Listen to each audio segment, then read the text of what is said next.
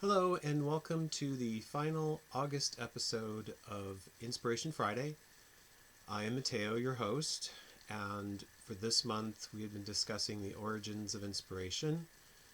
But if you tuned in last week, you would have seen that I was not feeling very well, and so I discussed self-care.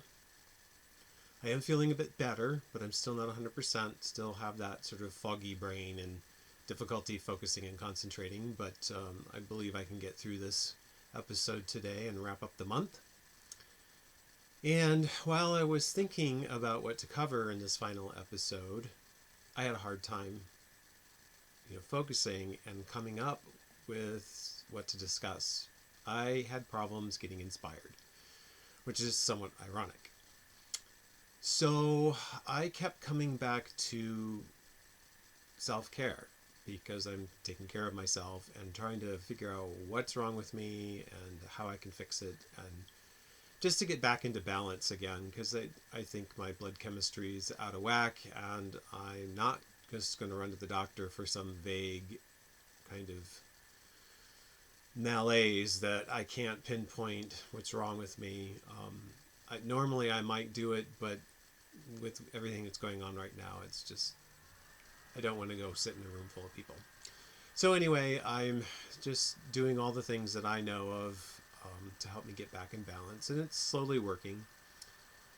And I kept coming back to taking care of myself and trying to give myself permission to do that and not get frustrated, which is difficult when you can't concentrate, because usually if there's an imbalance in your system, it usually means, at least for me, that I have a short temper and get frustrated very quickly and easily.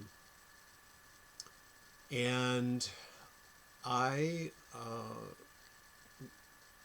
got reminded of this book that came out in the late 90s called The Four Agreements. It's quite popular back then, and I think it still is popular. It's written by Don Miguel Ruiz, and he's a Toltec priest, I guess is how you categorize him. His family's from Mexico, and is from a long heritage and lineage of people in the Toltec system. I don't actually know too much about it. I couldn't find his book. I have it somewhere, or at least I believe I do. I've read it several times over the years. It actually was a roommate's book, and he brought it home, and everyone was talking about it, and so I picked it up and read it. It's not very long. It's not a very big book, so it's easy to sit down and read it within a day or so. But it takes, I think, a little longer to digest it. It is couched in the sort of spiritual, magical, New Age language, but if you get through that, I think you can find yourself that the book can be quite powerful. And luckily I was able to find a PDF copy online. I will be buying a copy for myself because I would like to have it around. I don't like reading books electronically, though I do on occasion, especially if it's the only version I can find. But I was able to find it, so I was able to sort of reread parts of it and kind of remind myself about the agreements and what they were, and particularly the fourth agreement, always do your best. So I'm going to read some of the passages about that agreement to you. Real quick, this is an image of the book cover, at least the version that I have or had, and I just wanted you to see it. I'm a visual person, and so when I'm looking at books and record albums and so forth, I'm usually looking for a picture of what something looks like. I remember that before I remember titles a lot of times. I think there's several different versions of the book because it's been in print for over 20 years now. But this is, again, the version that I have. This is a free JPEG that I pulled off of the Four Agreements website. If you signed up with your email address, you can get access to some free material. And this is an image of the Four Agreements. The first one, be impeccable with your word. The second, don't take anything personally. The third, don't make assumptions. And the fourth, that I will focus on, always do your best. Great ideas, great words of wisdom. And in the book, Ruiz, goes into detail about what that agreement is. And these are agreements not with other people, but with yourself, about how to handle yourself and your relationships and how you interact in the world. The part of 4 that speaks to me right now, always do your best, is it's so easy for us to judge ourselves and criticize ourselves. And right now, when I've not been feeling well, and in opportune time, not that any time is great, but I'm trying to get our website up and going by the 10th of September, starting to feel some crunch with that, which is probably, causing some stress that I'm not really aware of and causing me to take some time out. But I'm just feeling like I'm not getting enough stuff done. So this agreement is a great reminder, and I'm going to read some excerpts from the book of why we should always do our best. But I love Don Miguel's explanations of what that means. Under any circumstance, always do your best, no more and no less. But keep in mind that your best is never going to be the same from one moment to the next. Everything is alive and changing all the time, so your best will sometimes be high quality and other times it will not be as good. When you wake up refreshed and energized in the morning, your best will be better than when you are tired at night. Your best will be different when you are healthy as opposed to sick, or sober as opposed to drunk. Your best will depend on whether you are feeling wonderful and happy, or upset, angry, or jealous. Excellent words that, like I said, are very appropriate for me right now when I'm not feeling well. I'm still trying to do my best, but I can't judge that best based on my ultimate best when I feel, excellent mentally and physically. So let's get back to Ruiz. He says, regardless of the quality, keep doing your best, no more and no less than your best. If you try too hard or do more than your best, you will spend more energy than is needed. In the end, your best will not be enough. When you overdo, you deplete your body and go against yourself, and it will take you longer to accomplish your goal. But if you do less than your best, you subject yourself to frustrations, self-judgment, guilt, and regrets. Just do your best in any circumstance in your life. It doesn't matter if you are sick or tired. If you always do your best, there is no way you can judge yourself. And if you don't judge yourself, there is no way you are going to suffer from guilt, blame, and self-punishment. By always doing your best, you will break a big spell that you have been under.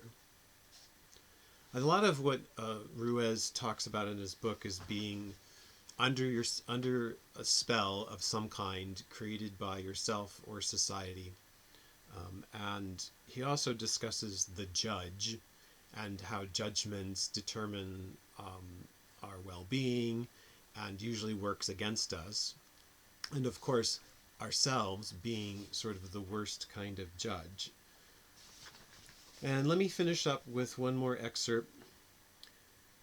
When you always do your best, you take action. Doing your best is taking the action because you love it, not because you're expecting a reward. Most people do exactly the opposite. They only take action when they expect a reward, and they don't enjoy the action. And that's the reason why they don't do their best. That last paragraph really is applying to a part of my life that I'm in right now. I'm starting a new business, with a almost lifelong friend. And sometimes things feel like everything is falling together, like I'm in tune with the universe and I'm doing this and I'm doing that, and it's all connecting. And then I'll hit a speed bump and find something incredibly frustrating to figure out, usually involving technology of some kind. And most of the time I can push through that, and then I get back to feeling fantastic. And then, like all things in life, go through a cycle where I'm in sort of the downward rut part, where I've been doing great and everything's feeling wonderful, and I'm running, and my body feels good, and I'm connecting with people, and the programming's going well at the website, and I've just I don't know what it is. It's always really subtle, and it happens sort of incrementally, and then all of a sudden things aren't meshing, and mistakes are happening, and I'm having to go back and redo things. And I just got so frustrated where I just stopped working. Actually, I haven't done really anything in the past week or so, because when I was working, I ended up having to redo it all again, and that just gets you frustrated. And I think it's difficult to recognize when you've made that transition from the spectacular to the not so spectacular, especially when if you hit a speed bump and you go through it and you're fine again. Like, how do you tell when it's just a speed bump and when it's an actual downturn? That roller coaster ride goes up, but it always comes back down, and then it goes back up again. But that lull, that point in between, at the lowest point, can be really difficult to sort of stomach. Like, how long is it going to last, and when am I going to get through this? But I think this fourth agreement is such a great reminder that as long as you are attempting to do your best, no matter what situation you're in or how you feel or what your physical state is, and to remind yourself that the best isn't what someone else is doing. The best isn't even what you were doing last week or 2 weeks ago or last year. It's what you can do now. And giving yourself the permission to accept the now and stop measuring yourself against all these other metrics from all these different time periods can allow you to heal and to recuperate like you need to. Because if you keep trying to do more than your best, you make that period last longer.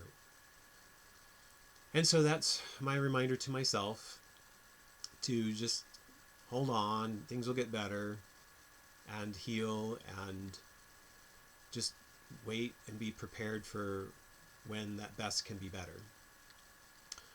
There are some other amazingly inspirational words in the Four Agreements, and I recommend it to anyone who's struggling or trying to find direction in their life, or just wanting to read something that's uplifting. If you're watching this on a YouTube channel, I'm putting a link to the book on Amazon in the description area. That's Matteo. We are now Amazon Associate Program people, so we do get paid if you do use that link, and we don't get paid a lot, but we will get paid something.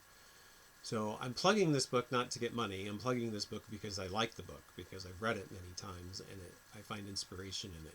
And I think other people can find it useful, but it would also be nice to have some source of income to help pay for getting the website started and to help pay for these videos. So we appreciate you using that link and passing it on to friends too. Let's see. So I guess that's it for today. Next month I will be discussing seeing and perception, which is like one of my favorite topics because I'm a photographer and a visual person. So to me, it's all about looking at things. And I will be referencing another book. I love books, and so does Mets. We're big book people. I can almost talk. So we enjoy reading, and so I will probably continue to recommend books in our videos to you.